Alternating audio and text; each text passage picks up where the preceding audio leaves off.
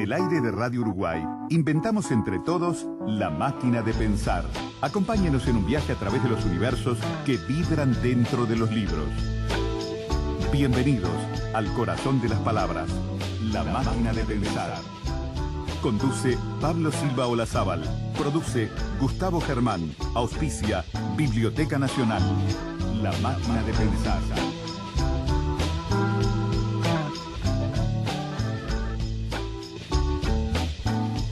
Buena jornada. No me pidas que explique por qué ha salido el sol o no ha salido, y es la tierra que gira. No me pidas que exija a cada acto una regla precisa, imprescindible, que logre la victoria. Mejor pregunta por qué con cada día despierta la sorpresa. O ya no lo preguntes, descúbrelo. La eterna novedad es la vida que no acaba.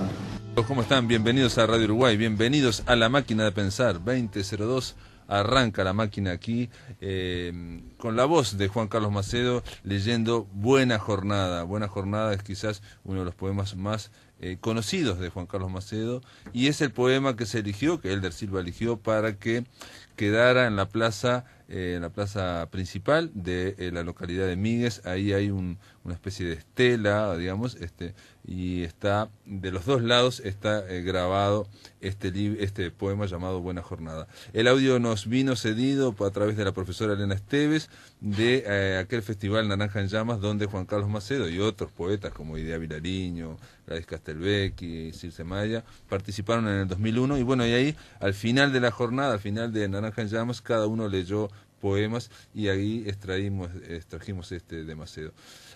Vamos a seguir hablando de Macedo en esta semana. De esta semana prácticamente hemos hablado de poesía aquí en La Máquina de Pensar, casi que es la máquina de la poesía, salvo con Marcos Ibarra, que hablamos de pintura, de plástica.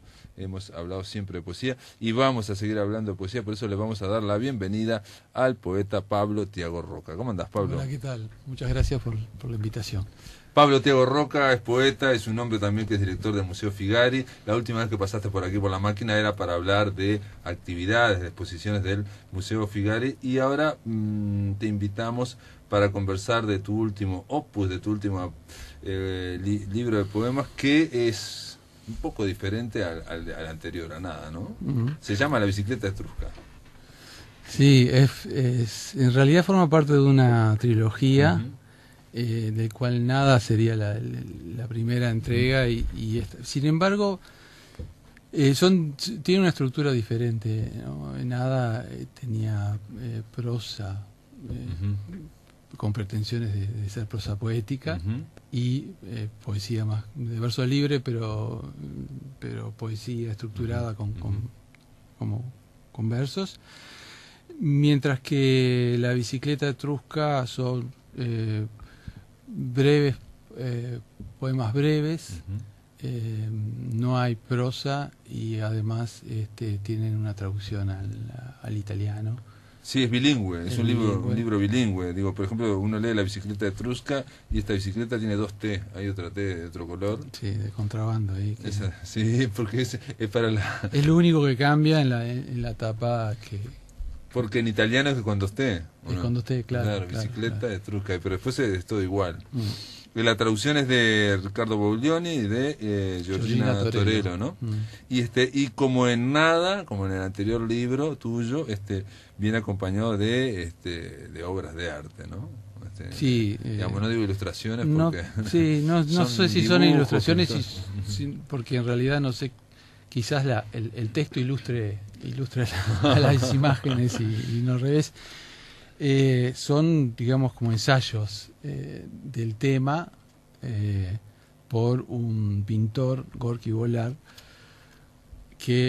uruguayo, que vive desde hace mucho tiempo en Ámsterdam, en Holanda, y al que yo admiro, y bueno, y tengo la suerte esto de estar en la crítica de arte, de poder conectarme con él, escribirle, mandarle primero nada para que viera un poco de qué iba la cosa, y después mandarle los borradores de la bicicleta, y él aceptó participar en este proyecto. Y bueno, en realidad este librito, que es un librito muy chiquito, ha sido posible por la colaboración de mucha amigos, gente. de mucha gente que es un proyecto de Pozo de Agua, ¿no? La editorial Pozo de Agua, que ahora está sacando algunos libros, pero también muy cuidados, están, ¿no? De Pincho Casanova. Que es más bien una productora, ¿no? Digamos, o sea, saca cultural, pero más bien dedicado al audiovisual, ¿no? Sí, pero ha sacado libros y ayuda con toda la producción editorial.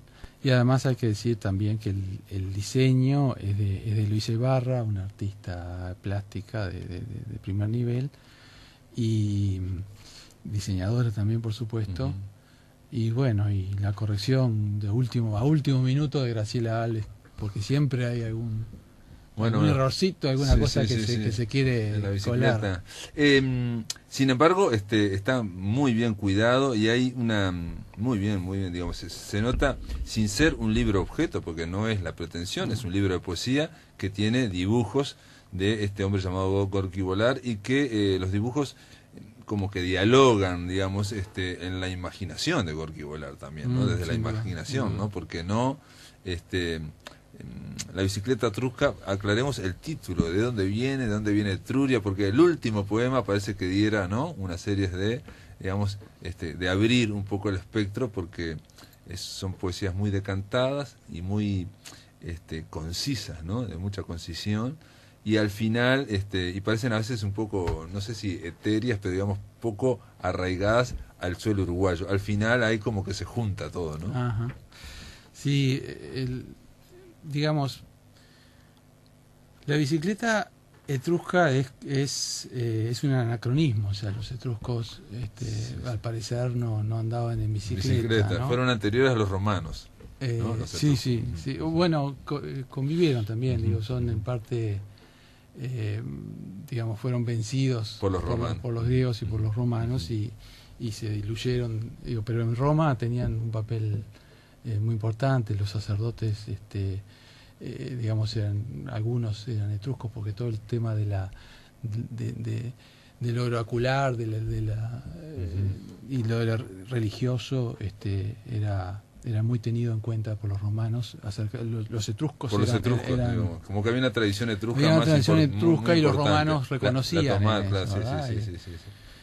pero bueno, esos son temas históricos. La cuestión es que yo me acuerdo cuando escuché los etruscos la primera vez, creo que fue en La Profecía. Mira, una cuestión de una película de terror, y en un libro. El libro estaba muy bien, donde ellos van a un antiguo cementerio etrusco, y te dan el dato que los etruscos, entre otros, tenían demonios, ¿no? Sí.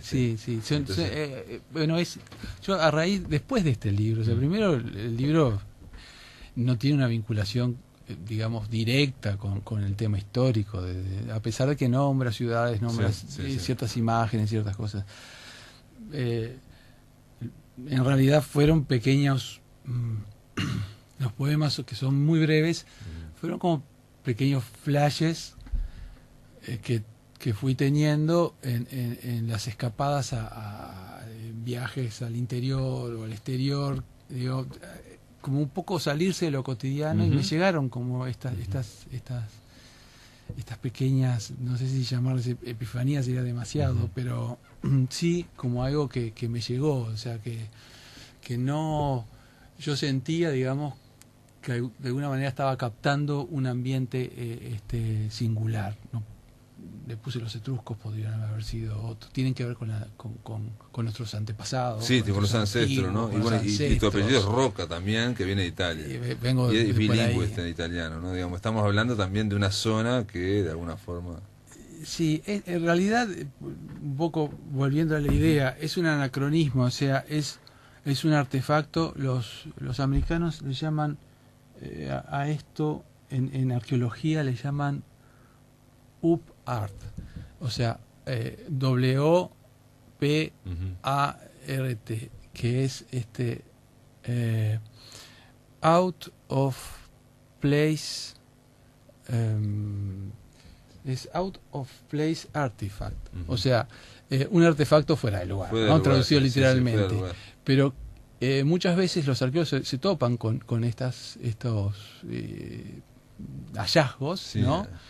Y que no están de acuerdo al periodo histórico, que desestructuran y dicen, bueno, nos equivocamos, no es así. Y otras veces se dan cuenta de que en realidad no es un error, sino que la civilización conquistó cosas que no eran previsibles que conquistaran.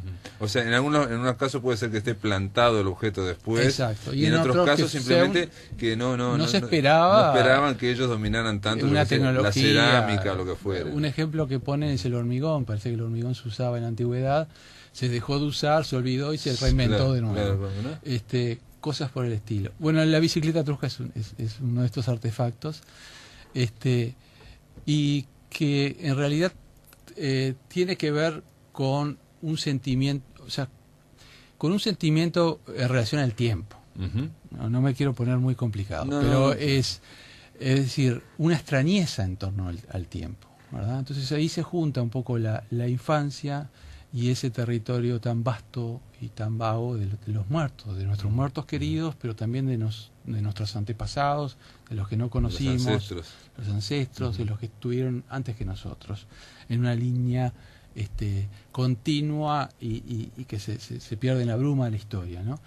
Entonces, ese sentimiento, creo que es lo que me vino al tratar de escribir estos versos. Porque lo voy a poner, a ver, quizás... Pero perdón, en nada también había una cuestión media arquetípica de nadar hacia hacia el líquido vital esencial, digamos, de donde no, o sea, como que podíamos tener memoria de cosas que de la época de, no sé qué éramos, protosaurios. Exacto.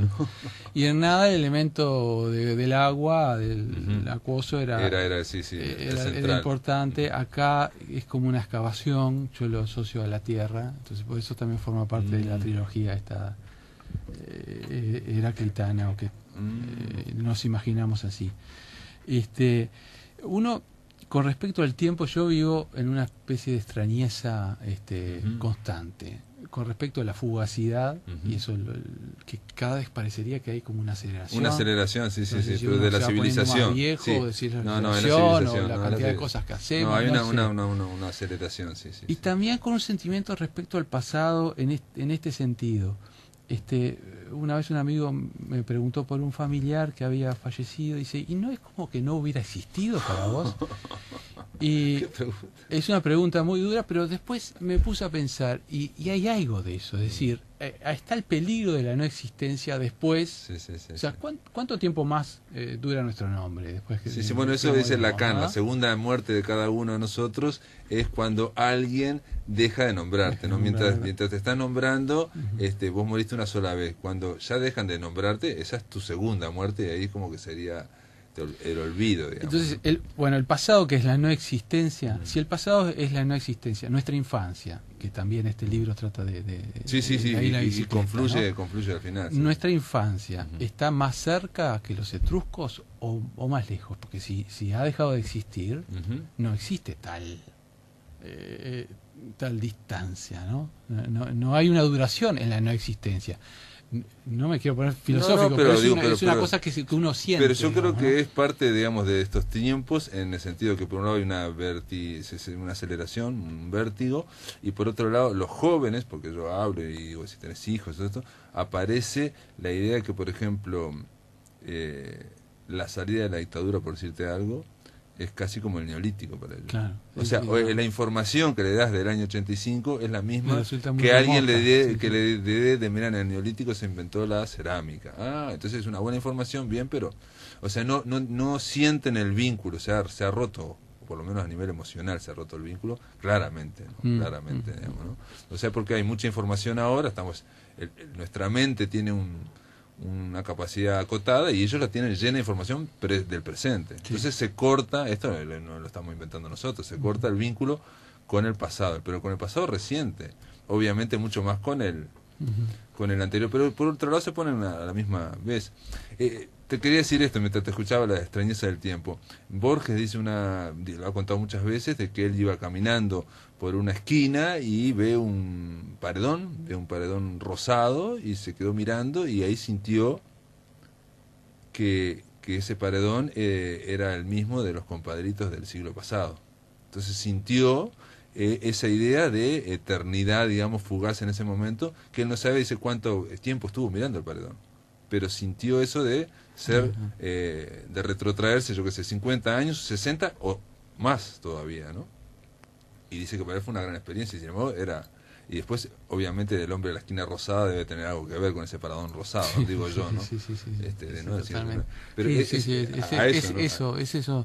sentimiento de, digamos, de que, a ver, de que el tiempo es una cosa eterna o inconmensurable o inmedible, y nosotros participamos del tiempo de un modo que es siempre es extraño. O sea, no podemos apresar el presente, se nos va, las cosas cambian, como en Alicia del País de la Maravilla, los niños crecen desmesuradamente de un día para otro, lo que tiene 5 los ve, siente, claro, esa y también la memoria, ¿no? Y cómo en cierta medida estamos hechos también de lo que fueron nuestros muertos, ¿verdad?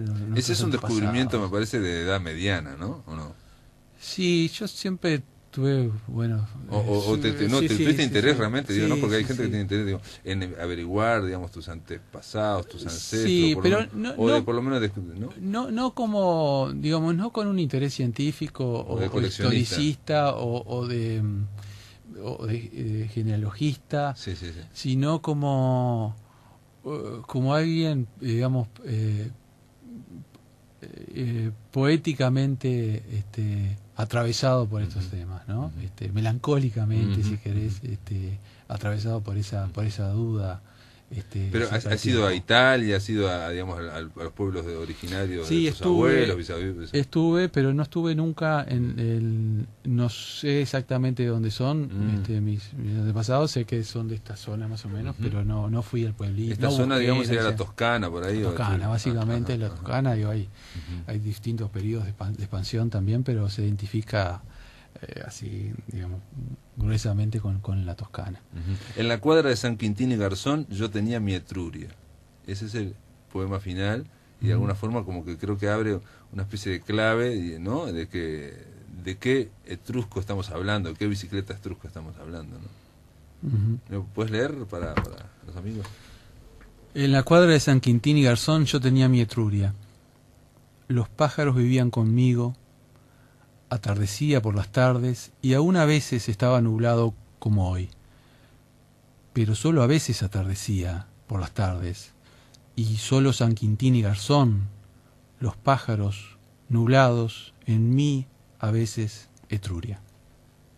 Muy bien, amigos, después de la pausa continuamos aquí en La Máquina de Pensar. En el aire de Radio Uruguay, La Máquina de Pensar.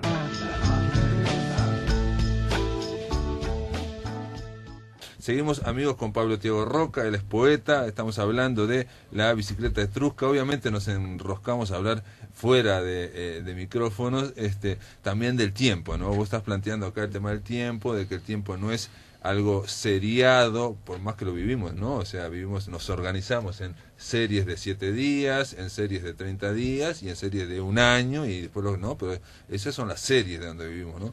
Pero el pasado, el presente y el futuro, a veces a nivel poético, ¿no? De intuición o del inconsciente, no se da así, se dan mezclas importantes. Sí, es tal cual, digo, la experiencia del tiempo no es lineal, no tiene por qué ser lineal, a pesar de que somos educados. Sí.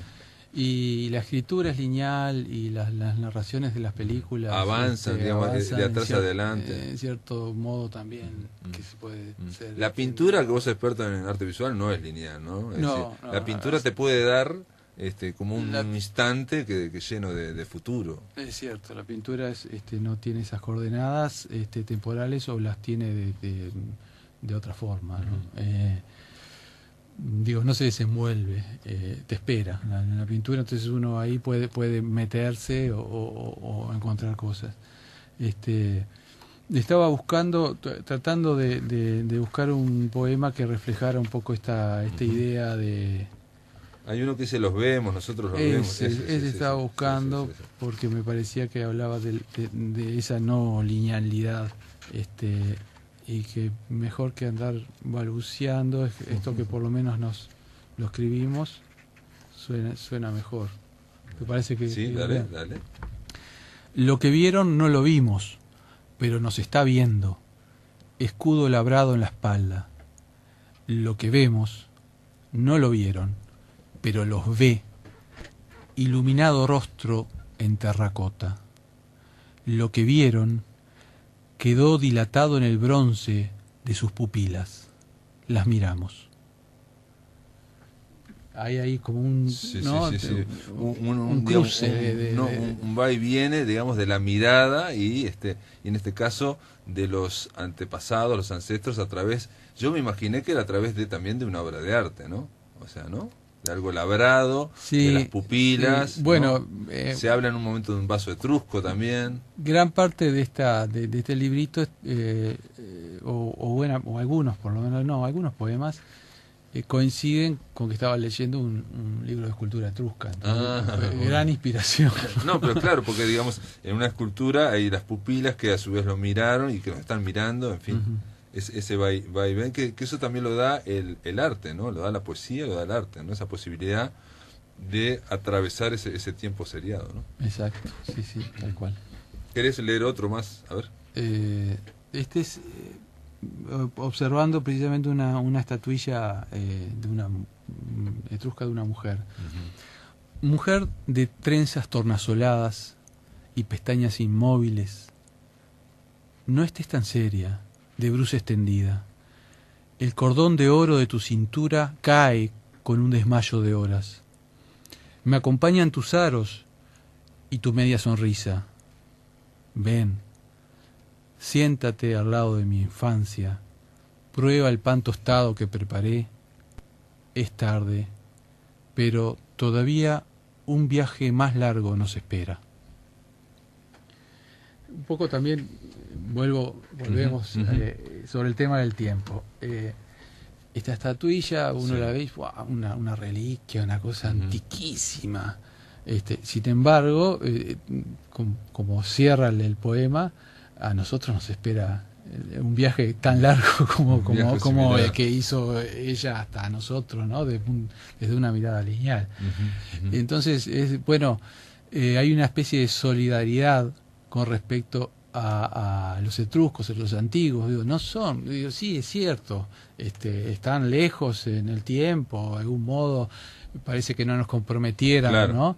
Pero ellos sembraron las semillas por las cuales nosotros existimos como descendientes. Aparte, digamos, si vos no tenés consciente ese vínculo, no podés escribir lo que acabas de escribir, que es la idea de que te espera un viaje en el futuro tan largo como ese. Claro. No lo podés imaginar. De hecho, la gente que vive en el presente no puede imaginar el futuro, ¿no? Es inimaginable. Un viaje tan largo, sobre todo, ¿no? Pero aparte hay otra cosa del viaje, que pusiste un epígrafe que a mí me llamó la atención, que es de Critias, que me imagino que no lo conozco, pero debe ser un griego, cierto, y debe ser un griego que está hablando de una escultura etrusca de la misma forma que estás hablando vos ahora, ¿no? O sea, la viste. Es más, yo lo leí y pensé que era casi de una revista de decoración. Es actual. En el sentido que parece muy actual como está escrito. Como está en la página 38. Me sorprendió cómo está escrito, bueno, está traducido obviamente, pero el griego habla de esa escultura como vos acabas de hablar de la otra. Claro, digo, los griegos, eternos rivales de los etruscos,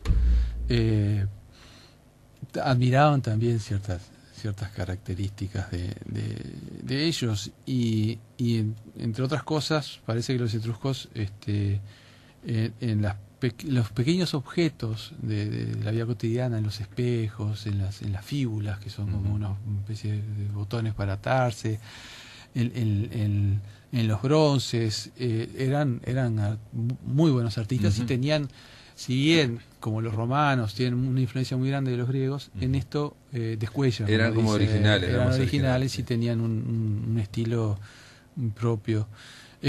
Esto, entre paréntesis, la cultura etrusca, después de haber leído un poco esto y tratar es fascinante, es absolutamente fascinante. Pero lee lo que dice Critias, que es un hombre que a su vez está lejísimo de nosotros, un griego, pero habla de etrusco como el que estuvieron más lejos. Sí, ¿no? dice, descuella en la casa el vaso etrusco sobre cualquier otro adorno de bronce renombrado.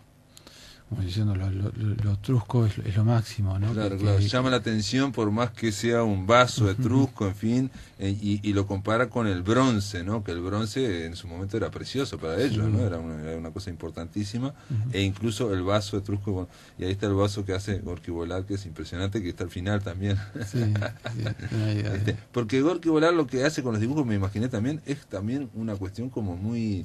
de arquetipos, digamos, ¿no? O sea, él se imaginó un Mediterráneo ahí que no sé si... Él es muy coherente con su forma de pintar. Esto, quiero decir, él no intentó, hasta donde me parece a mí, ilustrar el libro, sino reflexionar sobre... él tuvo su propia... investigar los trucos, incluso... El dibujo que abre, no el de la tapa, sino el de la portada del primero, son las ruinas de ¿cómo se llama esta ciudad? Se llamaba... Cumea, es Cerveteri actualmente, pues Caere en la antigüedad. Y no, son unos sepulcros que encontraron y él investigó, hizo una síntesis. Es un dibujo que parece simple, pero no lo es. Quiere decir, él investigó. Esto acá. Él investigó y lo... que está el mismo dibujo, un dibujo similar cierra también el coso. Yo lo que pensé también es que en esa síntesis que decís vos que hizo Gorky Volar, también de alguna forma la hiciste vos con la bicicleta etrusca, digamos, vincular la infancia, porque se vincula muchas veces, se asocia la bicicleta con un caballo, con una chiva, la chiva más divina, ¿no? Con una cabra, en fin, con en esa cuestión tan elemental que es la infancia, donde ¿no? El pasto, el caballo y un gurí, ahí ya tenés puedes estar en Etruria o puedes estar en Quintín y Garzón, ¿no? Exacto, sí. Digamos, leímos quizás los poemas más relacionados con la antigüedad, por decirlo de alguna manera, pero hay otro aspecto que es el de esa bicicleta etrusca que anda rodando por ahí, por el libro, en distintos poemas cortitos, y que nada, es que es esa expresión de ese sentimiento de libertad y de ensoñación, no sé si los que aprendieron a andar en bicicleta no se olvidan más del hecho de andar, pero tampoco del momento, momento que se empiezan a andar, que es como una liberación y física, de andar caminando, lograr un equilibrio, lograr una velocidad. Es una libertad, la bicicleta es un invento maravilloso y eso uno lo descubre en la infancia como una prolongación de un estado anímico eufórico, ¿no? Y decime, y por ejemplo, hay algunos, te pregunto, ¿no te planteaste hacer haikus? Porque hay algunos que parecían haikus, por ejemplo hay uno del 21, hay uno del 21 que parece incluso que en la página 21 que tiene que ver con cierto universo del haiku de contemplación. Dice, dice la bicicleta etrusca en el descanso de piedra del zaguán olvidado. Yo no me lo planteo porque en este caso y en general en la poesía no me puedo atar una métrica. Es como es siempre uno con el tema de la poesía caemos en la idea pseudo romántica de pensar que la inspiración lo es todo. No lo es todo, pero respecto, acabo de escribir un catálogo para el museo de unos 80.000 caracteres, ¿no? Esto creo que todo el libro, si lo juntás, eran, no sé, 1.000 caracteres. Y eso me demandó mucho más esfuerzo, y sin embargo para mí esto pesa más que todo lo otro que escribí, porque hay una cuota que no es inspiración, pero es algo que te llega, digamos. No le pongamos una palabra tan... No, pero incluso aunque sea inspiración, lo escuchamos ayer a Macedo, Juan Carlos Macedo, en una grabación diciendo que a él nunca le llegaba de una, pero incluso a los que le escriben mucho, casi nunca les llega de una tampoco. La gente que es muy prolífica también de una no llega casi nunca, digamos, no es muy difícil. Pero bueno, a diferencia de otros géneros, creo que la poesía tiene algo, digamos, el contenido inconsciente es muy, muy importante. Sí. Y entonces nunca pude hacer ejercicios, o nunca me propuse hacer ejercicios de métrico, de rima, porque me parecía que de alguna forma estaba frenando esa cosa que me venía. Bueno, pero esa cosa que te viene después igual es trabajada, con ciertas técnicas. Sí, que uno los que quedan mejor son los que no hay que trabajar. Ah, sí, ¿te parece así? Mirá, en tu caso, Barro. Porque incluso pensé que el haiku, he hablado hasta con japoneses y que son más abiertos, te dicen que tampoco es tan estricto si hay esa historia de la contemplación. Por ejemplo, en este caso es una bicicleta en el descanso de piedra, en un zaguán olvidado, y sin embargo es una imagen que genera un ánimo, ¿no? Pero bueno, si te parece leer algunos otros más.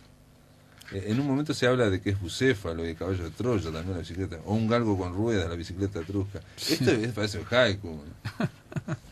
Sí, me han dicho, pero no. ¿Te lo han dicho? Me han dicho, sí. Ayer me dijeron eso, que si no eran haiku, sino que no lo había, ni lo había están pensado. En ese clima, en ese ambiente, digamos. Escribí un solo haiku que se lo mencioné a Gerardo Ciancio, que va a presentar, aprovecho para avisar, este libro se presenta el viernes que viene, y lo presenta Gerardo, en el Hotel Splendor, que tiene una azotea muy linda, con una terraza, a las 7:30 este viernes. O sea, están todos invitados. El Hotel Splendor, que está en Soriano. En Soriano, esquina Andes, Soriano 868.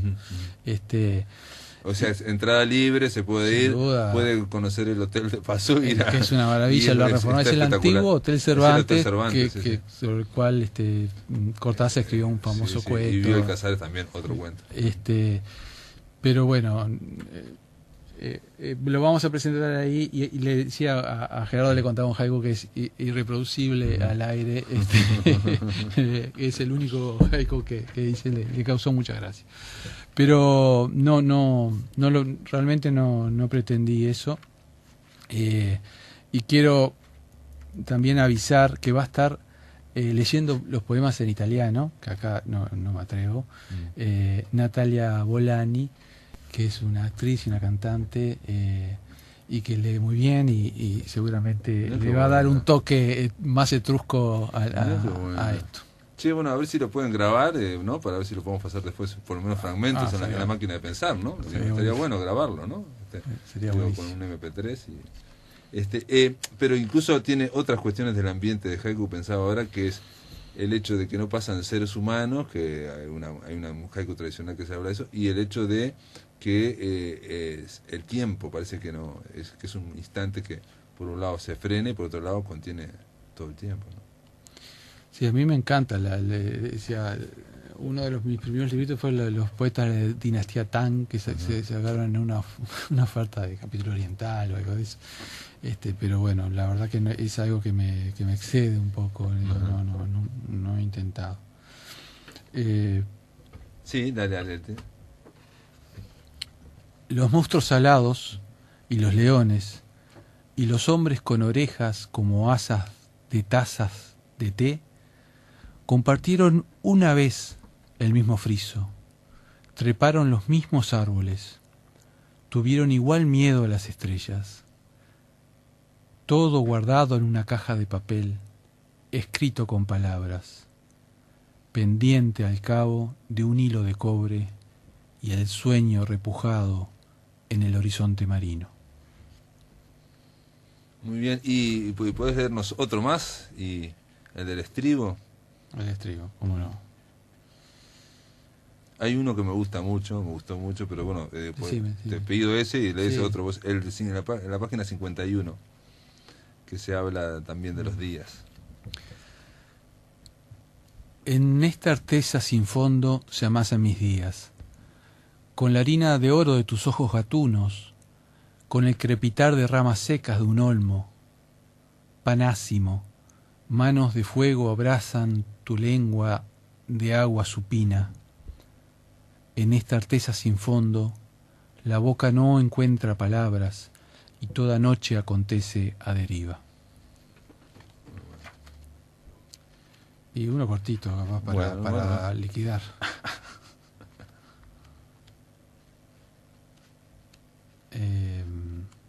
Tendría que haber señalado, ¿no?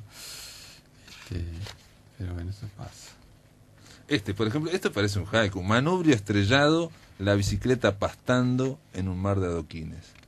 Es una imagen también, ¿no? Donde el tiempo no pasa o pasa, no se sabe cuánto tiempo está pasando ahí, ¿no? Exacto. Puede pasar décadas.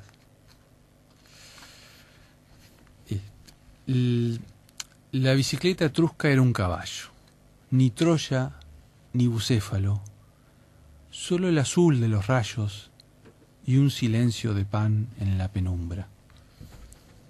Muy bien, Pablo Tiago Roca, gracias por estar acá en La Máquina de Pensar. Simplemente recordarles, amigos, que La Bicicleta Etrusca, este libro que es muy, muy, muy lindo, con los dibujos hermosos de Gorky Volar, se presenta este viernes a las 19:30 en el Hotel Splendor, que está ahí en Soriano, esquina Andes, ¿no? Exacto. Se presenta aparte en la azotea, si es lindo, y aparte supongo yo que habrá un brindis. No, sí, por supuesto, y hay un lugar cerrado también por si el clima no acompaña. Pero es espectacular para ahora, por ejemplo, es espectacular para estos días. Fantástico. Sería fantástico. Gracias por estar acá en La Máquina de Pensar. Gracias a ti, Pablo. En el aire de Radio Uruguay, La Máquina de Pensar.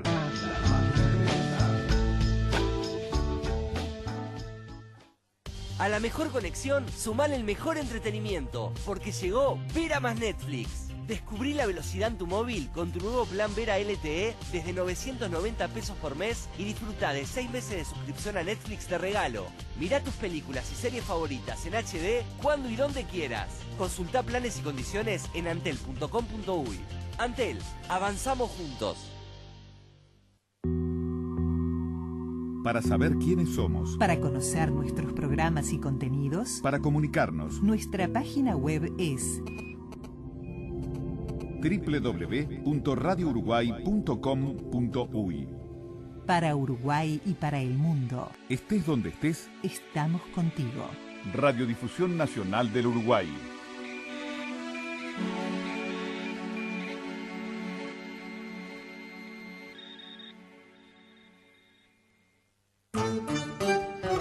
Informe Nacional, primera edición. De lunes a viernes, de 7 a 8, con la conducción de Ricardo La Rosa y Néstor Lima. Somos Radio Uruguay.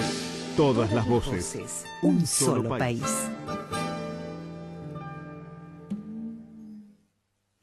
De lunes a viernes, de 6 a 7 horas, en Radio Uruguay, abrimos La Mirada Interior. Una hora informativa al comenzar cada jornada, en donde nuestros 21 corresponsales nacionales en cada departamento del país nos informan y nos ilustran sobre los principales temas que importan a las comunidades de cada localidad del Uruguay. Conduce Gustavo Pérez Berrueta, con la coordinación periodística de Wilmar Umpierres y Sergio Farto. La Mirada Interior. La Mirada Interior. Todas las voces. Todas las voces. Un solo país. Huella que se vuelve callo, callo que se vuelve piedra, piedra en camino. La noche se llena de radio. Se llena de radio. Desde las 21 hasta el final del día, visión nocturna. La noche de Uruguay en plena luz. En plena luz.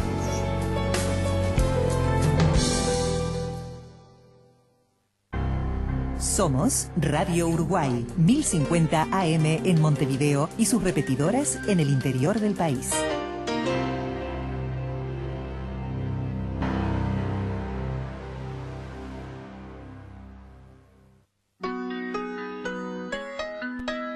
Para comunicarte con la máquina, envía un SMS al 099 78 0066 o un correo electrónico a lamaquinadepensar@adinet.com.uy. Si querés volver a escuchar charlas, entrevistas o columnas, ingresa a piensamáquina.blogspot.com y bienvenido al corazón de las palabras.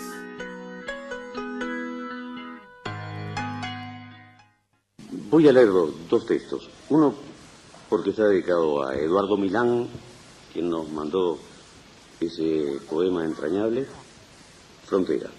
Cuando el encanto es tanto o más que no hay espelunca que lo habite, cuando la cueva llueve, la caverna se adueña del habitante. Y los procesos de reconocer las paredes, los muros, o como quiera que se llame el encierro, hecho de lo mismo que encierra. Cuando viene una mano que miente el fundamento de los dedos, esto es un error. Un error como centro de variación. Variación puede ser un arco iris, de gris a gris, por grito, que de improviso viste al habitante y lo cubre de música. Texto, por Juan Carlos Macedo. La ausencia como texto es ilegible. El texto de la ausencia es una obra demasiado abierta. Se abre infinitamente hasta anularnos. Para eso escribiste. Para llenar el tiempo de límites, duraciones. Preguntas cuya órbita se aproxima a su propia respuesta. Asíntotas, asuntos personales. Un caballo que huye en el recuerdo un sábado con sol. Un árbol, la frecuencia de sus ramas. Los instrumentos para construir un desorden perfecto. Textos vivos, palabras límites que se abren, interrumpen la ausencia. Muchas gracias. Muy bien, este era Becker Puch, Salvador Puch, leyendo dos poemas en torno a Juan Carlos Macedo en el homenaje que le tributáramos, estuve ahí, también tuve la suerte de estar, en el 2003 en el pueblo, en la localidad de Míguez. Ahí viajamos con cerca de 50, 60 escritores, entre ellos estaba Tatiana Oroño, que va a estar mañana aquí en La Máquina de Pensar, obviamente Elder Silva, Luis Pereira, bueno, una serie de Hugo Fontana, Salvador Puch, entre otros, y ellos leyeron poemas en torno a Juan Carlos Macedo, o leyeron a veces poemas del propio Juan Carlos Macedo, como ocurrió ahora, acabamos de oír, de este libro, Durar, de Salvador Puch. Quería compartir con ustedes 2 o 3 fragmentos de la poesía de este hombre llamado Juan Carlos Macedo. Hay una parte de este libro editado por la Biblioteca Nacional, el libro se llama Durar, con prólogo de Eduardo Milán. Milán dice algo así como que la obra entera de Juan Carlos Macedo, 1943-2002, se compone de varias ampliaciones de un único libro, Durar, escritura que en parte modificó en cada entrega, en cada uno de los libros. Juan Carlos Macedo quiso que su obra fuera un solo ejercicio propiamente humano, el ejercicio de la duración, de la resistencia. Un solo ejercicio propiamente humano, un único libro en varias ediciones. No hay mejor apuesta por la existencia humana, en especial cuando la zona médico-clínica de la vida, Juan Carlos Macedo era médico, está dicho, está en cierta forma para el poeta controlada. Carlos Williams, el poeta que Macedo recurrió a la poesía, como él, para complementar con el imaginario lo que sabía con la razón científica, tanto teórica como experimental. En la poesía norteamericana hay una tradición de sabiduría poética, dice Milán, que emparenta esta forma de arte poético con el curar, con el sanar. La poesía cura al hombre de los males del hombre. Lo sabían los indígenas, tal vez. En la poesía uruguaya, dice Milán, fuertemente racionalista, no hay rastro, hasta donde sé, de una estirpe poética de importancia que logre distinguir entre la razón que proscribe y reprime y la razón que cura a la razón misma con la imaginación.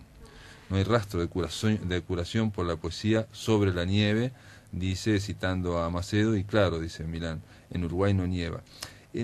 Con respecto a lo que estuvimos hablando con Pablo Thiago Roca, de la bicicleta etrusca, de el hecho de que puedan convivir en él, digamos, en su escritura, en la poesía, varios tiempos. En el caso de él, vincula de alguna forma en su escritura la bicicleta de la infancia con los etruscos, con la cultura etrusca.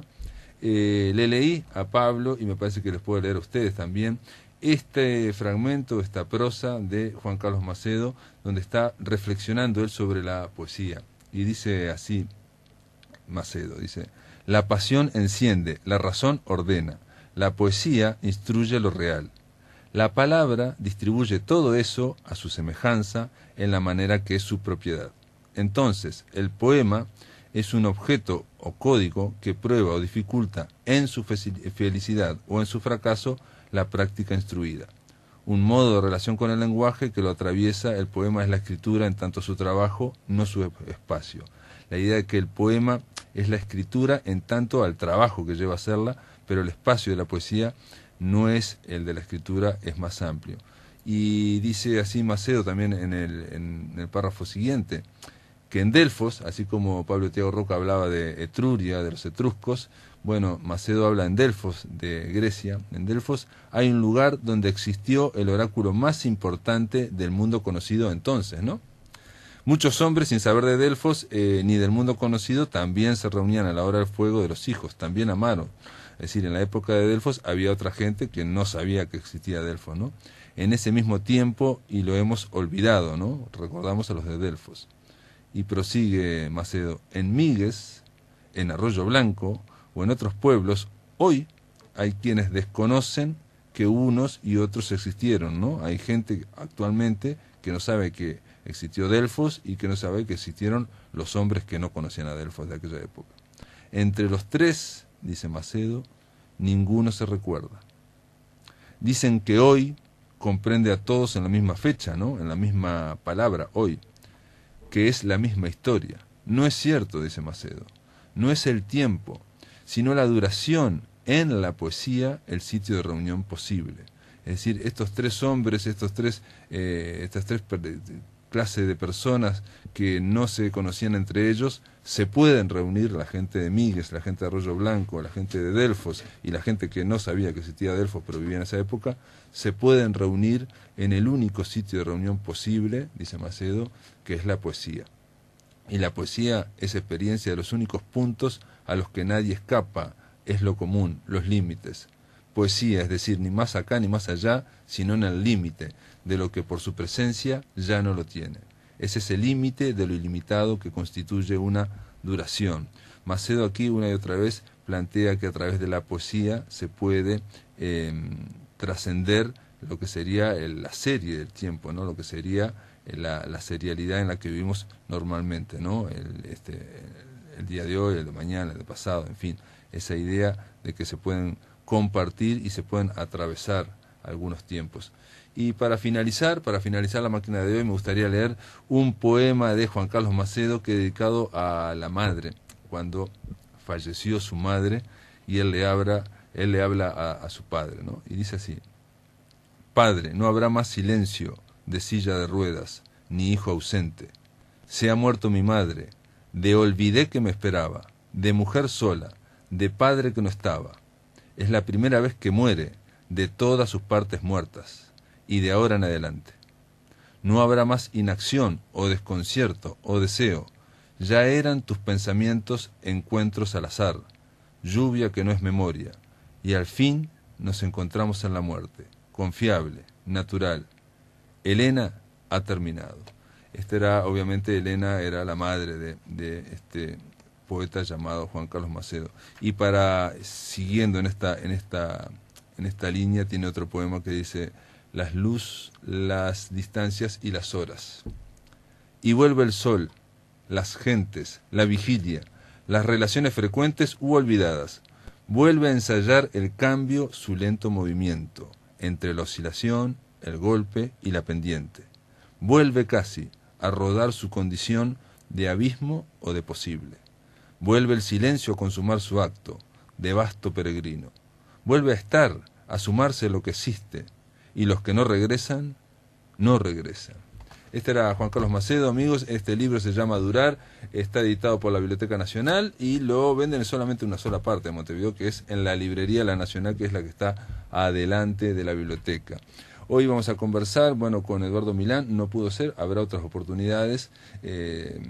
Macedo decía una cosa con respecto a Milán en un audio que escuchábamos ayer, de que a él no sabía si le gustaba la literatura, sabía que le gustaba la poesía. Mañana vamos a seguir conversando de Juan Carlos Macedo y también vamos a recibir a la poeta Tatiana Oroño para hablar de su último libro, Estuario, que está publicado en la editorial del mismo nombre, Estuario. Mañana va a estar con nosotros Tatiana y también vamos a pasar un audio inédito, otro audio inédito, la poesía de Macedo, de Juan Carlos Macedo en su propia voz, siguiendo el Festival Salteño de Naranja en Llamas en 2001, que es de donde hemos obtenido todos estos audios y que nos llegó gracias a una profesora, la profesora Elena Esteves de Salto, a la cual le mandamos un fuerte abrazo y unas merecidas gracias desde acá, desde la máquina de pensar. Amigos, esto es todo, ha sido todo por hoy. Mañana a partir de las 20 horas seguimos aquí en Radio Uruguay. Que pasen muy bien.